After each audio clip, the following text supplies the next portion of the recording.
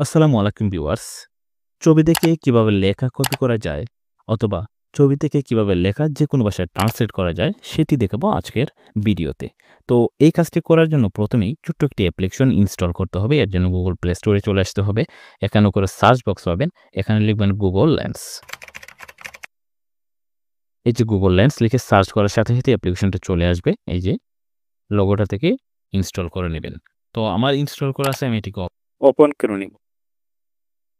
Open করার পরে দেখেন এখানে ক্যামেরার যে একটা অপশন শো করতেছে, এখানে ক্লিক করে আপনি ছবি তুলে এটিকে ট্রান্সলেট অথবা কপি করে নিতে পারবেন।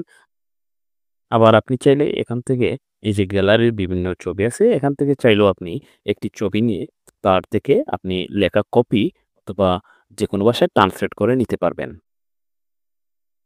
তো বন্ধুরা, আমি গ্যালারি থেকে একটি ছবি এখন সিলেক্ট করে নিব, যে ছবি থেকে আমি লেখাটি ট্রান্সলেট অথবা কপি করতে চাই। তো আমি এই ছবিটা সিলেক্ট করে নিলাম। তারপর যতটুকু আমার কপি করা দরকার সেই অংশতে চাপ দিয়ে ধরবো। তারপর এভাবে টেনে সেই অংশটি সিলেক্ট করে নিব। এই উপরে কপি অপশন আছে, এই অপশনে ক্লিক করে কপি করে নিব। তারপর আপনি যদি চান এই লেখাকে যেকোনো ভাষায় ট্রান্সলেট করতে, তাহলে এই যে ট্রান্সলেট অপশন আছে, এই অপশনটাতে ক্লিক করবেন। ক্লিক করার পরে দেখেন সাথে এটি ইংলিশ থেকে বাংলায় ট্রান্সলেট হয়ে গেছে। দেখেন এখানে ইংলিশ টু বাংলা লেখা আছে, এইজন্য বাংলায় ট্রান্সলেট হইছে। আপনি চাইলে অন্য যেকোনো ভাষায় ট্রান্সলেট করতে পারবেন। এইজন্য এই যে বাংলা অপশন আছে, এটাতে ক্লিক করবেন।